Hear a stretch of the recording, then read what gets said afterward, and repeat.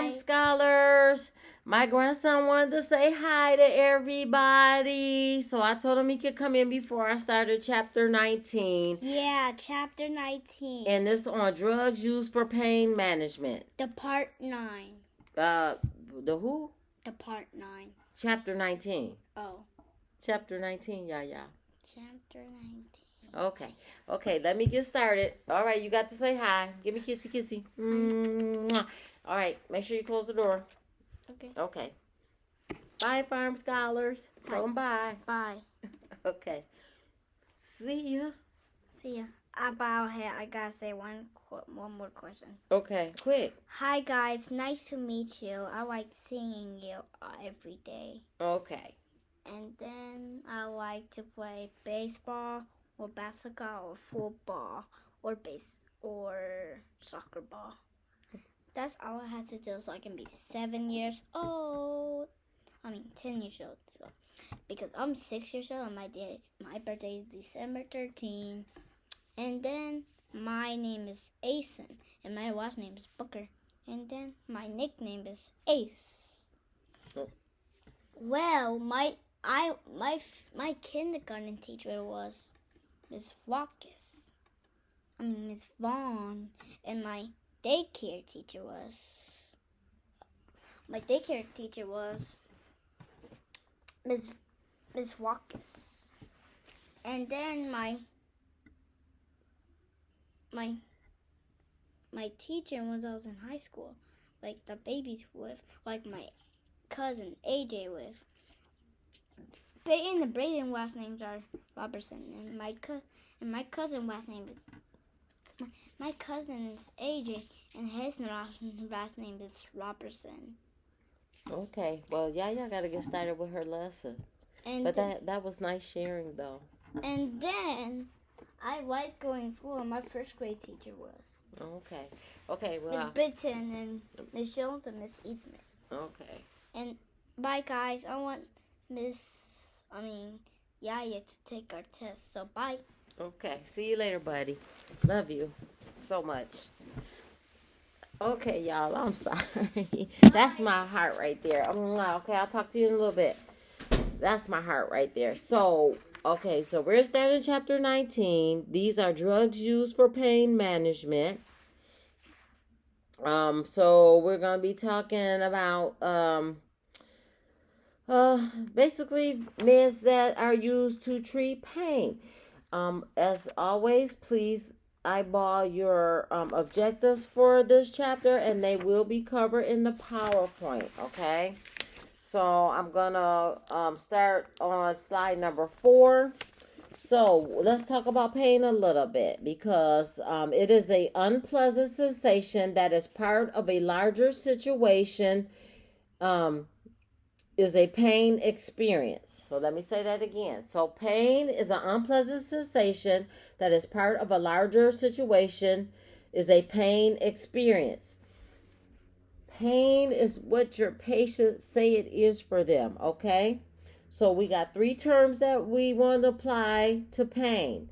There's pain perception, and it's also called nociception.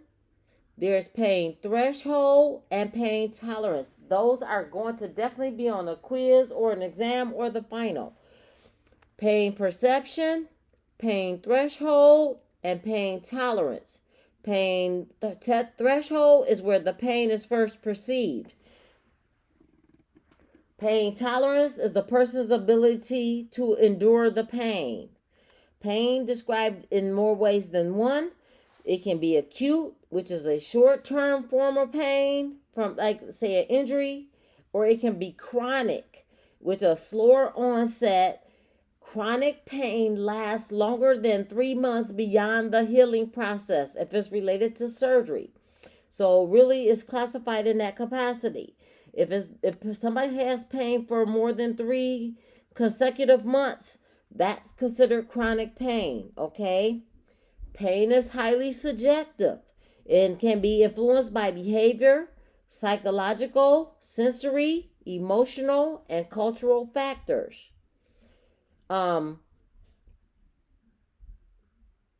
Chronic pain is subdivided into malignant or non-malignant pain, okay? Can be associated with malignant or non-malignant pain. So pain is classified by pathophysiology. So nociceptive pain is what we call a dull or an achy pain. Somatic. I would suggest that you get familiar with this because this is on the test or quiz as well. Somatic pain originates from the skin, bones, or muscles. Somatic pain originates from the skin, bones, and muscles. Visceral pain originates from the abdominal or the thoracic area. So if they have it in the chart that the patient is experiencing visceral pain, that means it originated from the abdomen or abdominal area or the thoracic area, okay? Neuropathic pain results from nerve injury, like stabbing or burning. Neuropathic pain results from nerve injury. So it has to be some kind of nerve injury. And that's what patients experience is a neuropathic pain. Idiopathic pain is non-specified or has an unknown origin. So if you see something written in the patient's chart and it says patient has idiopathic pain, that means it's non-specific or it has no origin. They don't know where it originated from. Okay. And this material can be found in figure 19.1, which is on page 302 of your textbook. So now moving on. Now we're going to talk about pain management, okay? So analgesics relieve pain. They can be classified according to neurologic mechanism. So opiate agonist is for severe acute pain. Opiate partial agonists are used for unrelieved or moderate acute pain. Opiate antagonists reverse adverse effects of opiate antagonists. Okay, so let's make sure we're clear. Your opiate antagonists reverse the actions of an opiate agonist. Okay? Salicylates, they help with mild acute pain. Your non-steroidal anti-inflammatory drugs, they're often referenced as your NSAIDs, are used for mild acute pain. And then we're going to have a miscellaneous category, okay?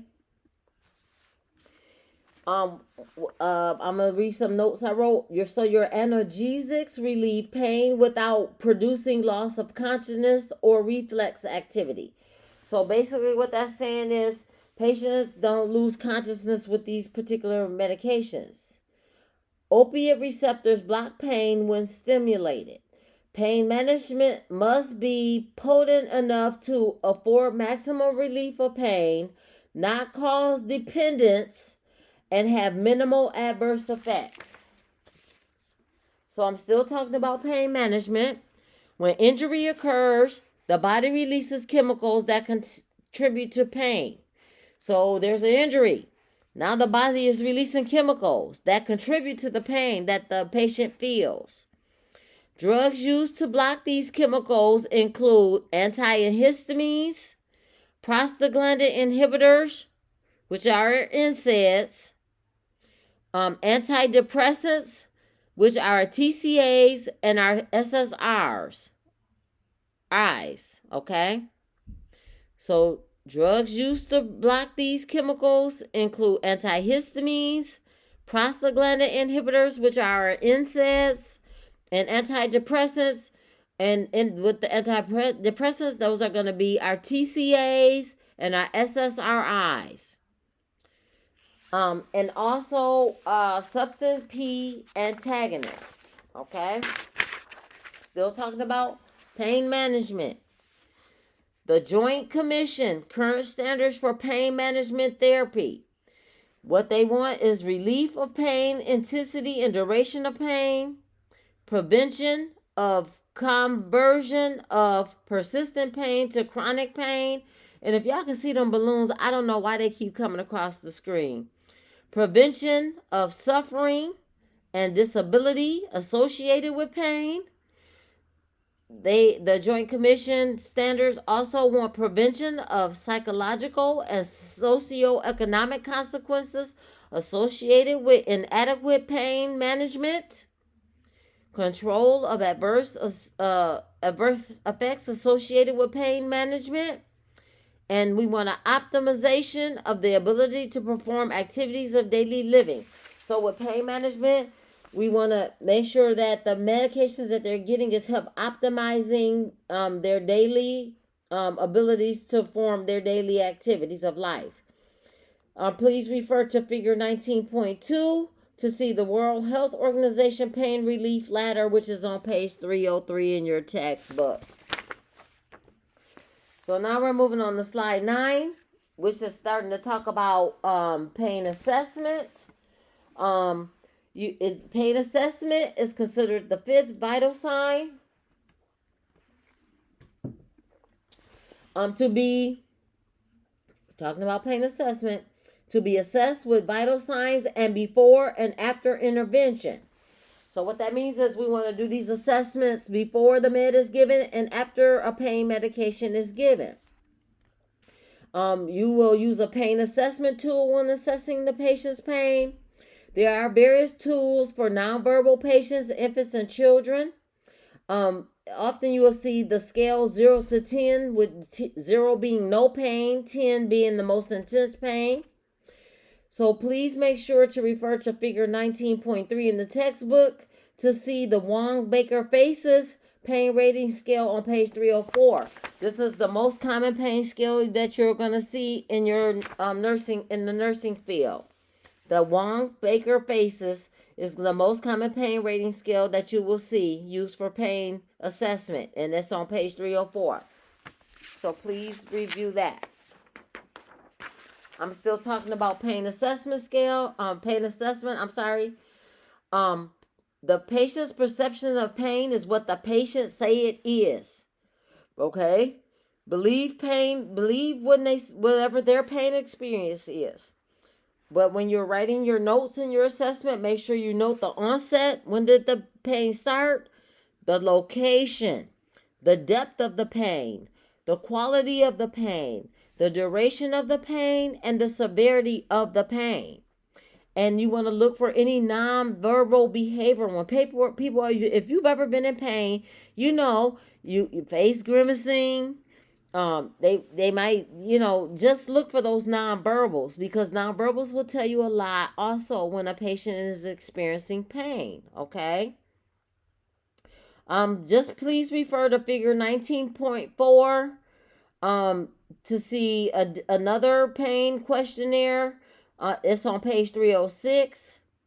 And look at also page 307 to see various pain rating scales as well. That the Wong-Baker is probably the most common one you will see, but familiarize yourself with the other ones, because different institutions may use different assessment tools for pain. So become familiar with the pain assessment tool that's used at the institution you work, okay? So now I'm moving on to slide 11, and we're moving into pain assessment. So you want to get a history of the pain experience the patient has. You want to look for any nonverbal clues or observations. You want to include those in your assessment notes. What have they tried to relieve their pain? Any physical data that you are able to retrieve from the patient. And what is the behavioral response? Are they angry? Are they upset? Are they sad? Are they depressed because they can't get their pain managed? You want to capture all those behavior responses, okay? So I'm moving on to slide 12, and now we're moving in implementation. So nursing implementation. We want to provide comfort measures for the patient. And if they have the ability to exercise and do some kind of activity, because you don't want patients to get sedentary. If they can get their pain managed, we want to encourage exercise and activity. What non-pharmacological approaches can we take? Pillows. Does heat help? Does ice help? Things like that. We want to make sure that we're encouraging them to take their medication as prescribed. Do they feel their pain is controlled? And what are the nutritional aspects? Okay. So now moving on to slide number 13. So we're going to talk about non-pharmacological approaches. That means things that can help the patient that are not medication related. So non-pharmacological strategies enhance effects of medications.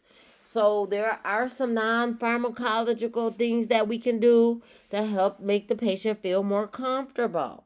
So general comfort measures, back rubs, repositioning, heat, cold applications, relaxation techniques, which can include breathing exercises, things like that. We want to do diversional activity, puzzles, coloring, anything to divert them from the actual pain they're experiencing. We want to decrease environmental stimulations. If it's too much light, is it too much noise? Anything that's related to the environment that we can kind of control to help minimize environmental stimulation. Visualization. Picture yourself laying on the beach. You can hear the waves and you can feel the water and the sand in your feet. Visualization is also kind of a diversion activity. Biofeedback. Biofeedback is a therapeutic technique that uses electronic devices to promote real-time information about physiological processes such as heart rate, muscle tension, skin temperature.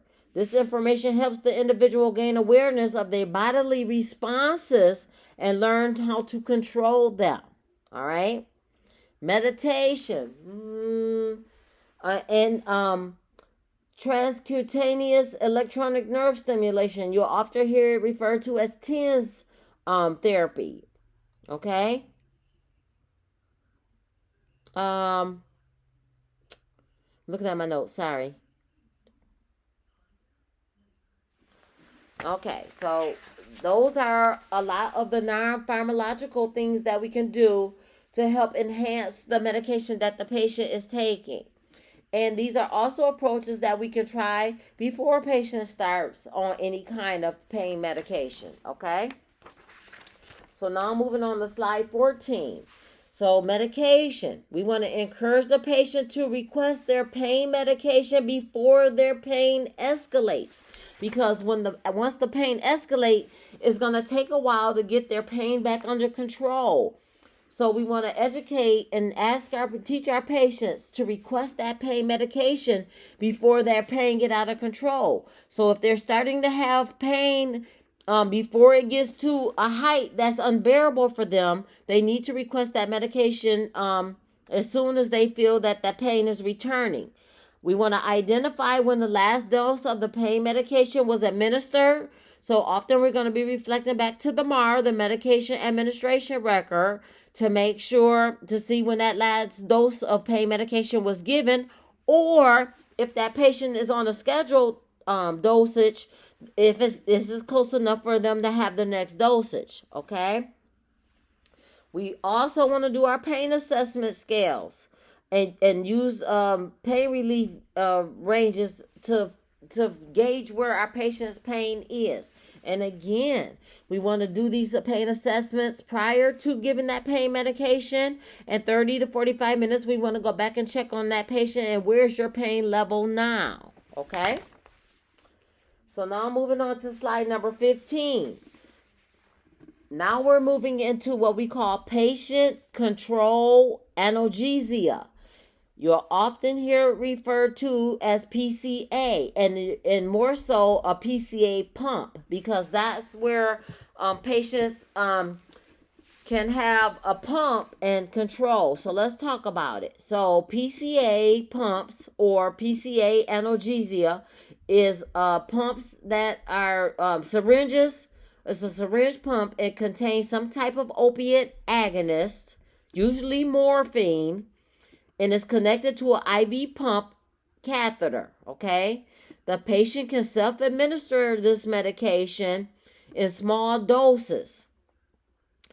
Pump limits the pump limits the amount and frequency of the dose. So no matter how much the patient pushes the button, they can only get a certain amount of medication in intervals. Okay.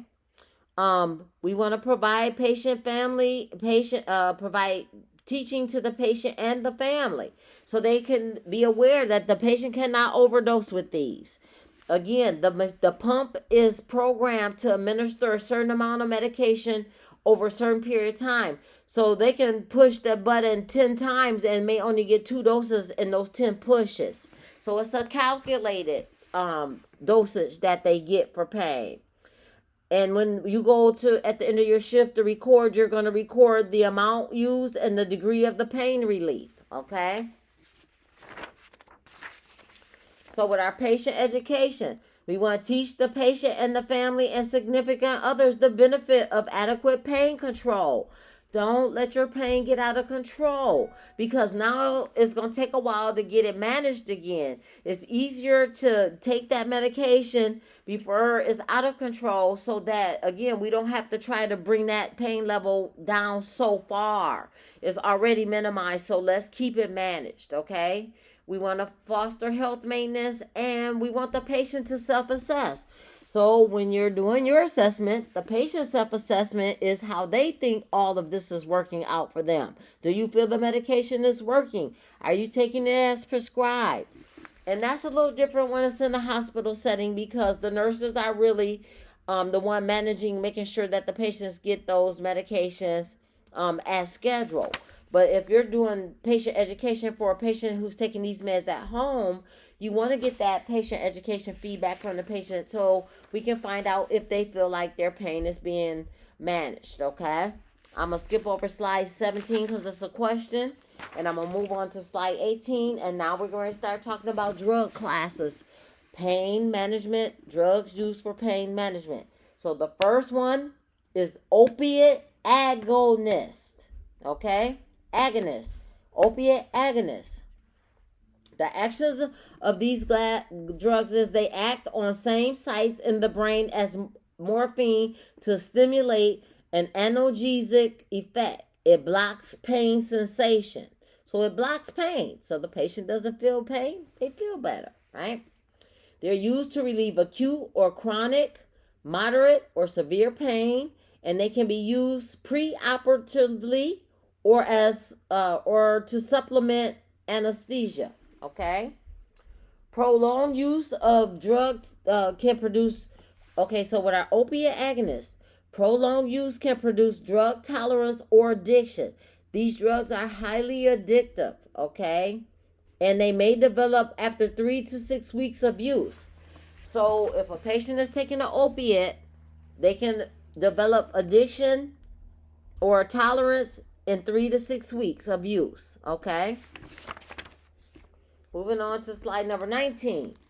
Still talking about opiate agonists.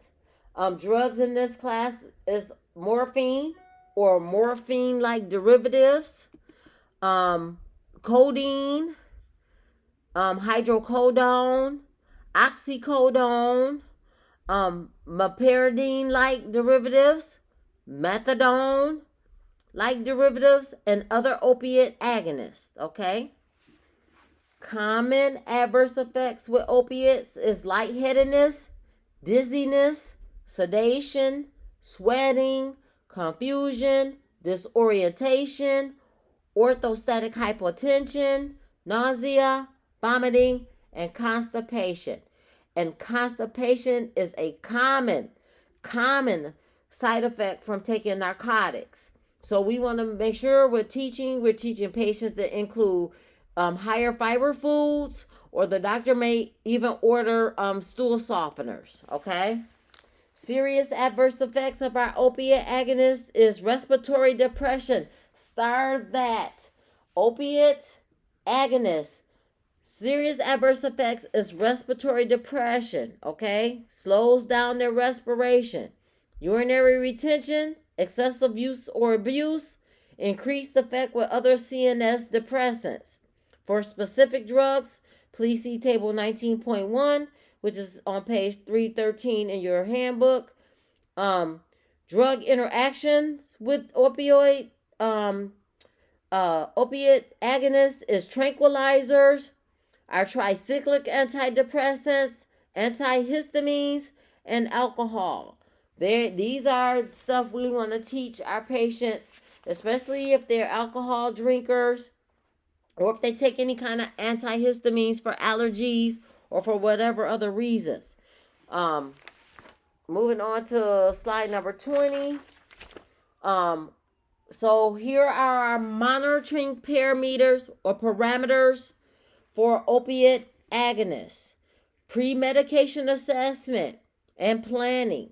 So we want to do a pre-medication assessment. How's their pain? Did the last dose help you? Things like that. Our therapeutic goal with our opiate agonist is we want the pain at rest. If the patient is at rest, we want that pain level to be a 3 or less on the pain scale. Okay? Pain with movement, less than 5 on the pain scale. So if the patient has to move or be moving around, the therapeutic goal is to have that pain 5 or less on that pain scale. And we want the patient to be able to have at least 6 hours of sleep without interruption caused by pain. Those are our therapeutic goals.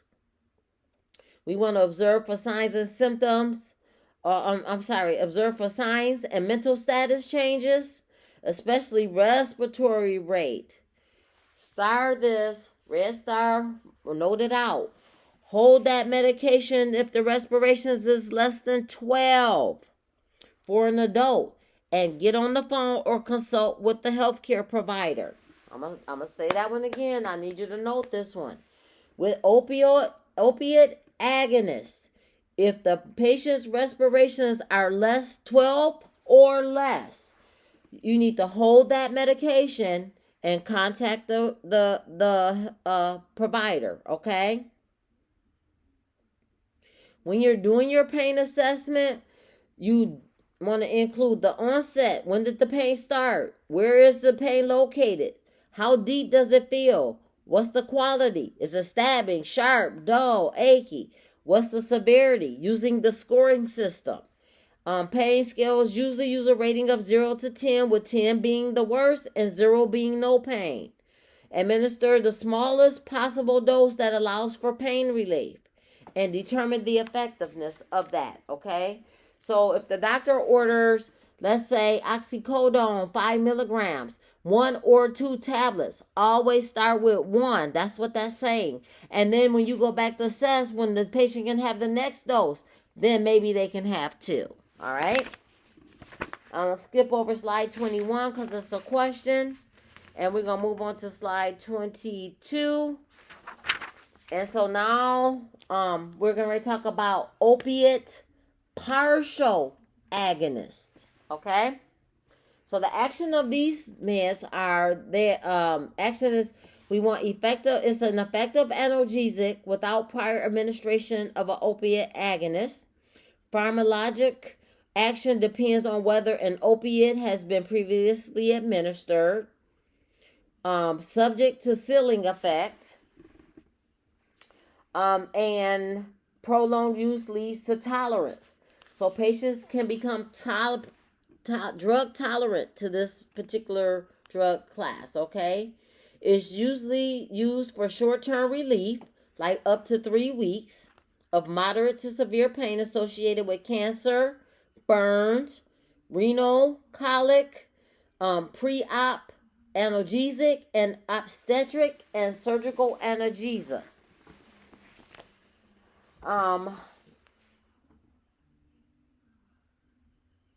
So what I have on my note is, in the presence of opiate dependence, Opiate partial agonists will induce withdrawal symptoms. Okay.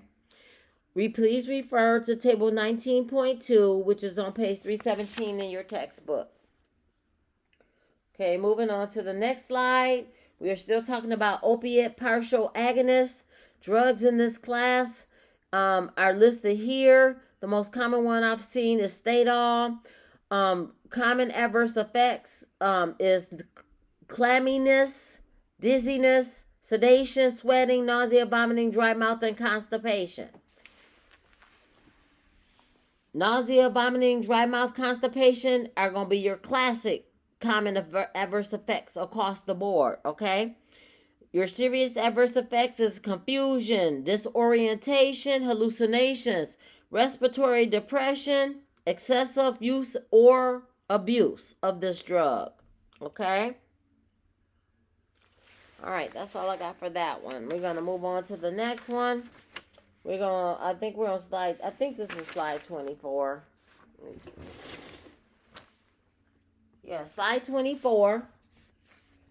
Okay, so now we're getting ready to talk about opiate antagonists. Works against, right?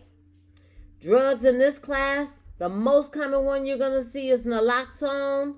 That's Narcan. And you may see this Revia or Revia. The actions of this is to reverse the respiratory depression that can be caused by opioid use, okay?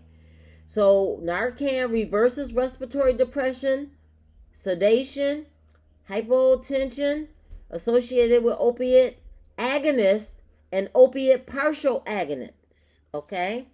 They are used to treat respiratory depression from excessive dosage of opiate agonists or opiate partial agonists, okay? This class is also approved to treat alcoholism.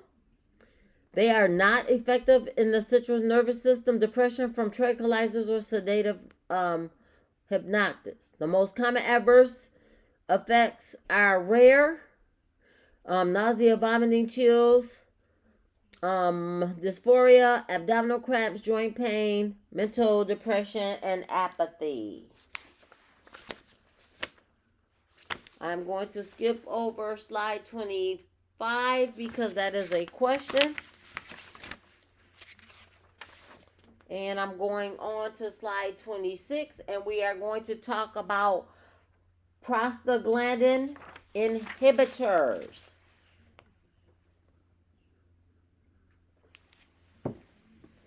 The drug in this class is acetaminophen, which is Tylenol.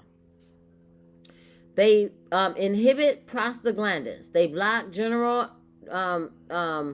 generation of pain impulses in peripheral tissues.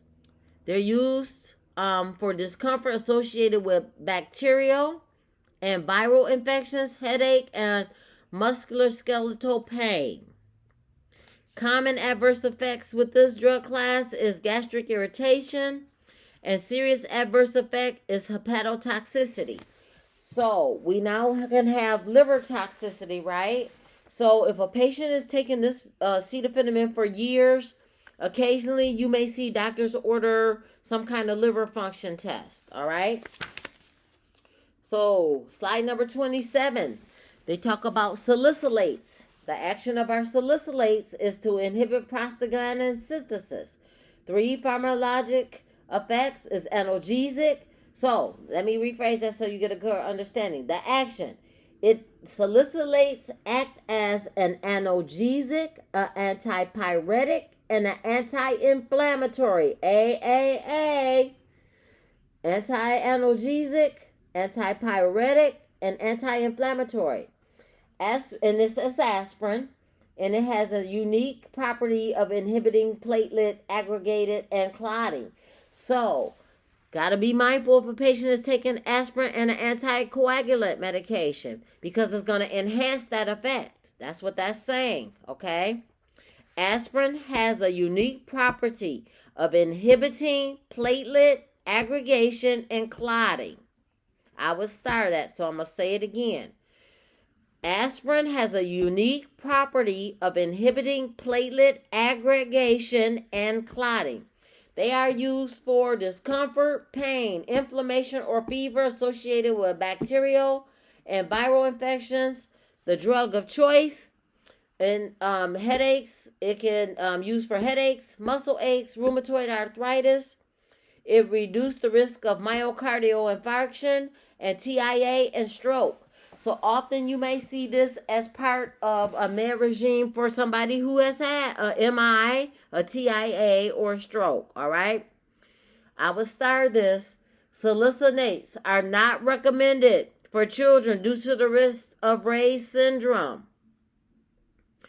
Conscious level is not dull. That's so meaning it doesn't affect the consciousness of a person. There's no memory loss. There's no mental sluggishness. There's no hallucinations, no euphoria, and no sedation. So please see table 19.3 on 320 and 19.4 on 325. Okay? Reference the salicylates. I'm still talking about salicylates, which is our aspirin. I'm now on slide 28. Common adverse effects, again, is GI irritation. I will start this. Your serious adverse effects from salicylates is GI bleeding. So patients might also experience tinnitus, which is ringing in the ear, impaired hearing, dimming of vision, sweating, fever, lethargy, dizziness, mental confusion, nausea, and vomiting. Use in children is not recommended due to the risk of Ray's syndrome. There is an increased risk of bleeding in older adults in the form of GI bleeding or hemorrhagic stroke. No antidote assists for aspirin toxicity.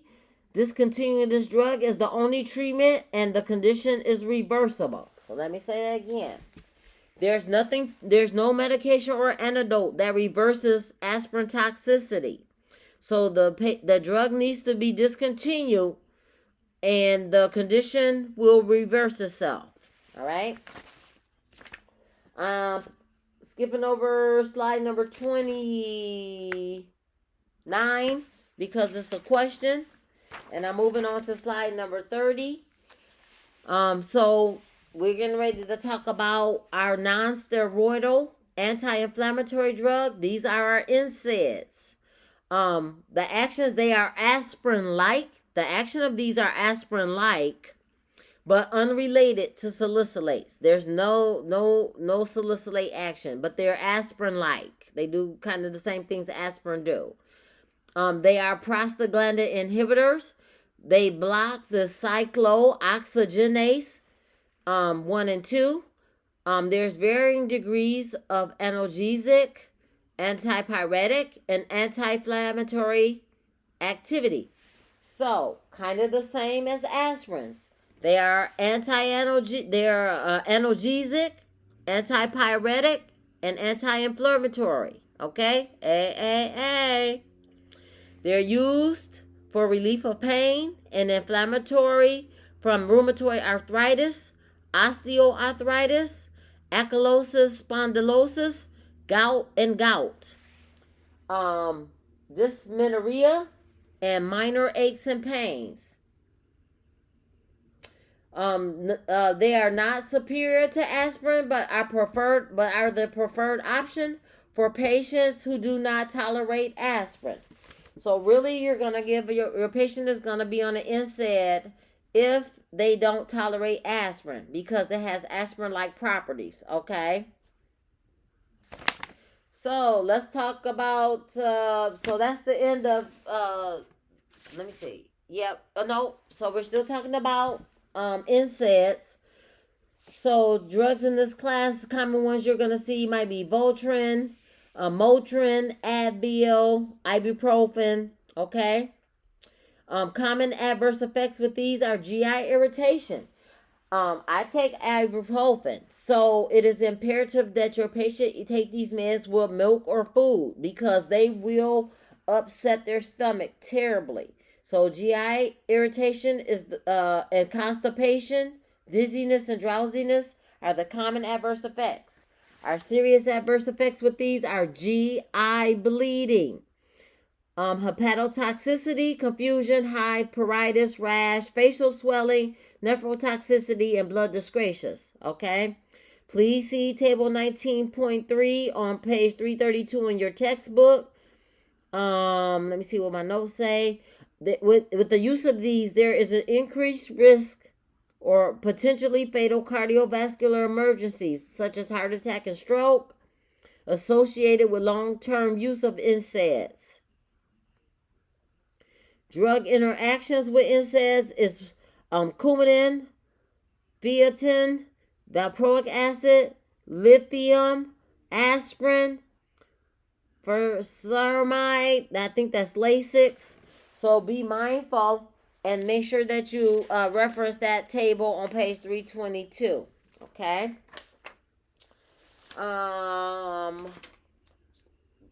Slide 32 is a question. And then we had our case study. So that concludes chapter 19 for this week's module 5. Please, if you can, I would suggest whenever I send videos that you do the videos with the PowerPoints, or making sure that you're taking some kind of notes. If you have any questions or need clarifications, please let me know on Tuesday when we return off the holiday break. Hope everybody have a wonderful, restful weekend and a wonderful holiday weekend. And I will see you all on Tuesday.